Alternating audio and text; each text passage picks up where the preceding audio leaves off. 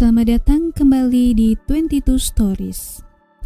Kali ini aku mau menceritakan alur cerita dari film berjudul Love and Monsters yang rilis tahun 2020.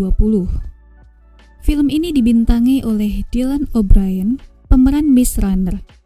Tapi di film ini karakternya berbeda 180 derajat dengan perannya di Maze Runner, guys. Penasaran bagaimana akting Dylan di film ini? Tapi sebelum aku mulai, jangan lupa subscribe, like, dan komen, serta hidupkan tanda lonceng agar kamu gak ketinggalan update terbaru dari aku. Oke, gak perlu berlama-lama, langsung aja ya aku mulai.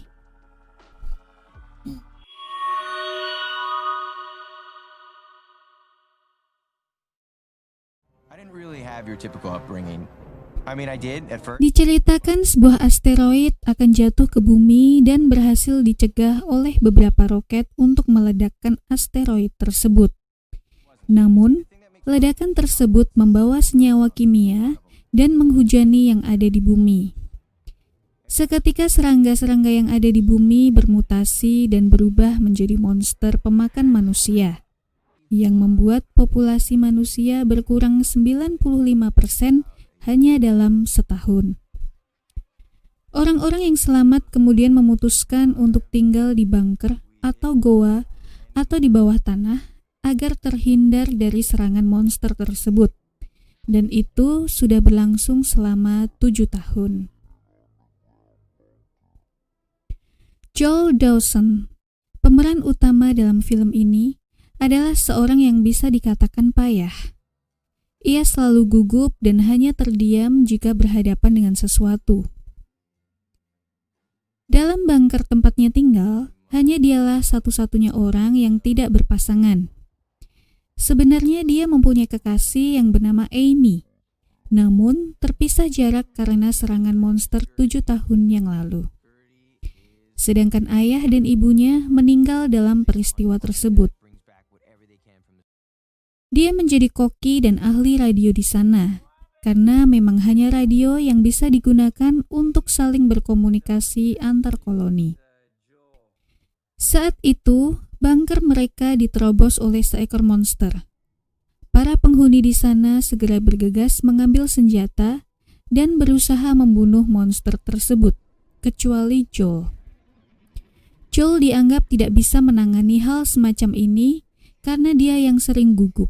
Walaupun sebenarnya dia ingin sekali membantu dalam koloninya. Sayangnya salah satu dari mereka menjadi korban monster tersebut. Hal ini membuat Joel langsung bergegas mau membantu teman-temannya. Tapi ketika Joel bertemu dengan monster itu, ia hanya terdiam tidak dapat membunuh monster tersebut. Untungnya di saat yang tepat, temannya menembak monster itu hingga mati. Joel adalah orang yang suka menggambar. Setiap monster yang ia temui akan dia gambar dalam bukunya beserta informasi yang dia ketahui. Selama 7 tahun tinggal di bunker, Joel hanya bisa berkomunikasi dengan Amy lewat radio. Itu pun sering terputus tiba-tiba. Kemudian, ia berencana untuk menyusul Amy yang berjarak 85 mil, yang membutuhkan waktu minimal 7 hari perjalanan ke sana. Teman-teman koloninya memperingatkannya untuk tidak melakukan hal tersebut, karena bertahan di daratan itu sangat sulit. Apalagi, Joel tidak punya kemampuan melawan monster. Tapi Joel bersikeras tetap ingin bertemu dengan Amy. Saat perpisahan, temannya yang bernama Karen memberikan peta untuknya dan beberapa teman yang lain memberikan pesan-pesan untuknya. Kemudian Joel pun keluar dari bunker persembunyiannya. Ia harus melakukan perjalanan ke barat untuk mencari kitab suci. Maksudku untuk bertemu Amy. Namun Joel sendiri buta arah. Ia bingung harus ke kanan atau ke kiri. Akhirnya dia putuskan untuk mengambil jalan tengah. Kemudian petualangan Joel pun dimulai.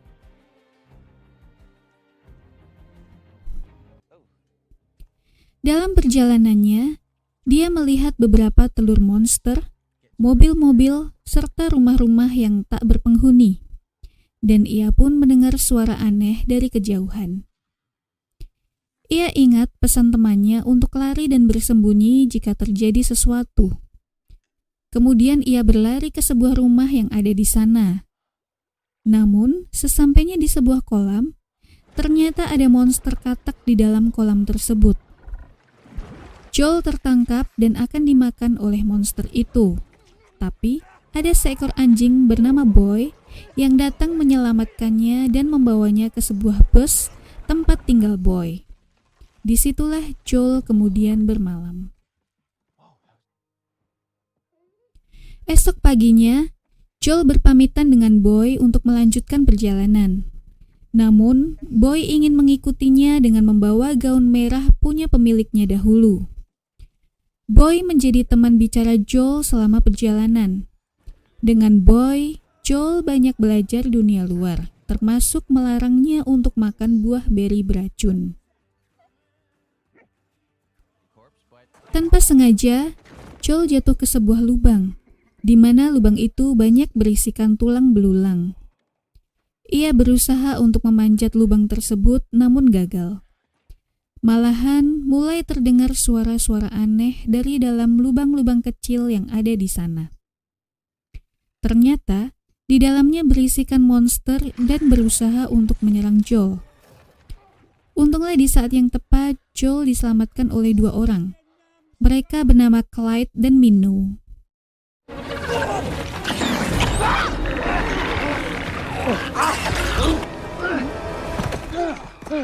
Wow, look out! Oh, shit! Dengan Clyde dan Minnow, Joel juga banyak belajar bermacam-macam hal. Ia diajarkan menembak dan cara bertahan hidup di dunia luar. Sampai pada akhirnya mereka pun harus berpisah arah.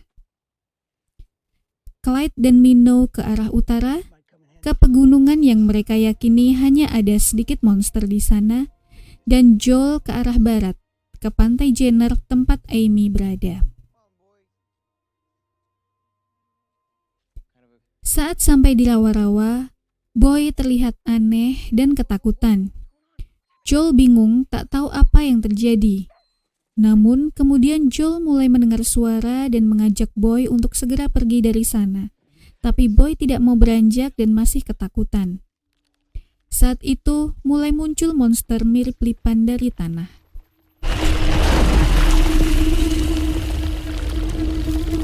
Joel berusaha untuk menembak namun tidak bisa. Ia malah kena serang monster lipan itu.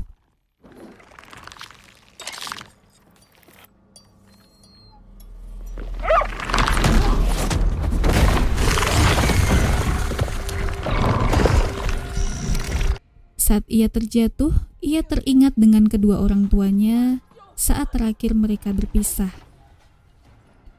Joel kemudian bangun dan menembak monster itu. Untunglah, Joel berhasil membunuh monster itu di saat yang tepat dan Boy pun selamat.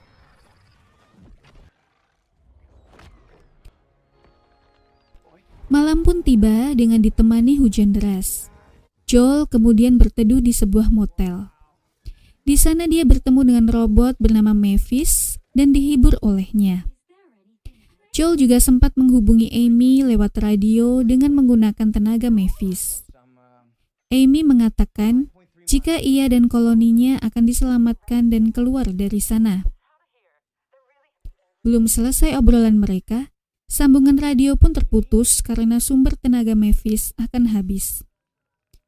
Mavis kemudian mencoba menghibur Joel sebelum akhirnya robot itu mati. They're harmless and quite lovely. Wow. And the land is dark and the moon. You know, nature's kind of nice when there's nothing trying to kill you.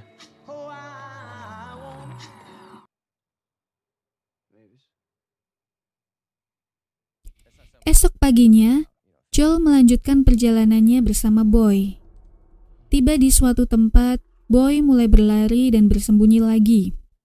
Ternyata muncul monster lain yang disebut Ratu oleh Clyde.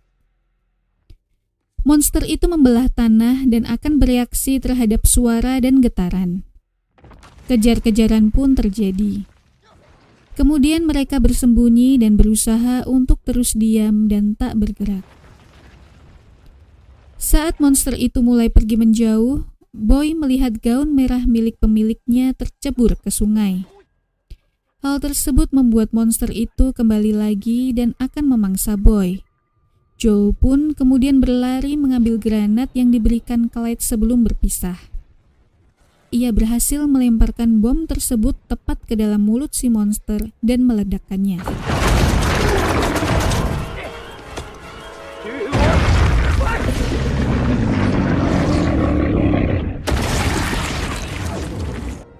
Untuk menghindari ledakan dari bom yang ia lemparkan, Joel menceburkan diri ke dalam sungai. Tapi di sana dia merasakan keanehan di tubuhnya. Setelah dicek, ternyata tubuhnya dipenuhi oleh monster lintah. Joel sempat marah-marah kepada Boy karena menurutnya hal ini terjadi karena perbuatan Boy. Boy pun pergi meninggalkan Joel. Tak berselang lama, Joel mulai pusing dan seperti orang mabuk. Ternyata lintah yang menggigit tubuhnya adalah lintah beracun. Namun sebelum ia kehilangan kesadarannya, ia teringat akan ucapan Clyde bahwa tanaman pakis bagus untuk menetralisir racun. Joel memakannya dan sempat sadar kembali. Tapi mungkin karena gigitan lintah tersebut banyak, ia masih belum sepenuhnya sadar. Kemudian ia melihat Amy datang menolongnya dan ia pun pingsan. Saat terbangun, Joel sudah berada di koloni Amy. Amy menjelaskan tentang pembicaraan mereka yang belum selesai di radio, bahwa seorang kapten kapal pesiar dan awak kapalnya datang menyelamatkan mereka untuk pindah ke tempat aman dan rumah baru. Joel kemudian bertemu dengan Dana dan Rocco, awak kapal pesiar, dan Kapten Brooks yang biasa dipanggil Cap. Joel mencoba mengajak bicara Amy mengenai hubungan mereka. Tapi Amy mengatakan bahwa dia sudah bukan dirinya yang dulu. Banyak yang terjadi selama 7 tahun, dan itu mengubah dirinya. Dari obrolan ini, Joel merasa bahwa kedatangannya untuk Amy ternyata sia-sia. Karena ternyata selama ini hanya Joel yang berharap dengan hubungan mereka. Joel membuka peta yang diberikan oleh Karen sebelum berangkat dulu. Ternyata di belakang peta itu banyak pesan yang diberikan teman-teman koloninya. Ia pun tersadar bahwa merekalah tempat Joel pulang. Joel disuguhi bir buatan Cap dan semangkuk beri oleh salah seorang penghuni koloni Amy. Saat melihat beri tersebut, Joel ingat bahwa beri tersebut adalah beri beracun. Joel kemudian menyadari bahwa Cap dan teman-temannya adalah seorang penipu. Joel bergegas lari menghampiri Amy, mencoba untuk memperingatkannya. Namun, keadaan sudah di luar kendali. Semua penghuni koloni tersebut sudah dibuat mabuk oleh Cap, dan Joel pun pingsan karena mendapat pukulan. Motor, guys.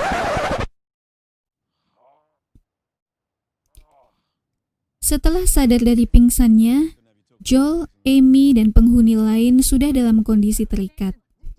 Ternyata, Cap dan teman-temannya ini adalah seorang pencuri makanan. Mereka juga berniat membunuh semua penghuni di sana dengan monster kepiting yang ia pelihara. Amy kemudian mencoba melawan Rocco dan Dana, sedangkan Joel bertugas melawan monster kepiting tersebut.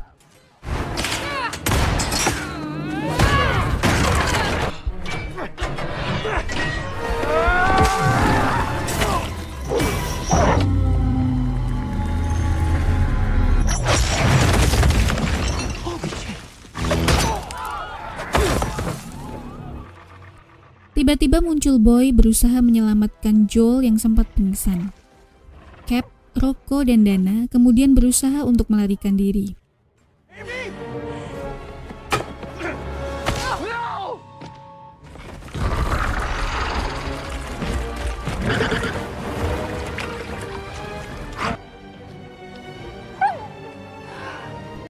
Monster kepiting itu dikendalikan oleh Cap dengan setruman di tubuhnya yang membuat monster itu marah.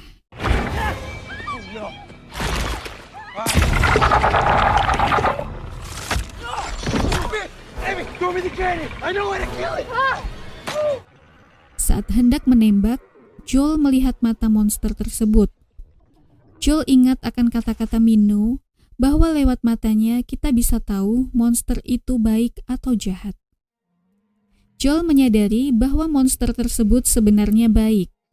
Hanya saja ia dikendalikan oleh setruman yang menyakiti tubuhnya. Kemudian Joel menembakkan meriamnya ke rantai monster itu agar monster itu dapat terbebas dari setruman. Setelah bebas, monster kepiting itu mendatangi Cap dan teman-temannya, dan kemudian memakan mereka satu persatu.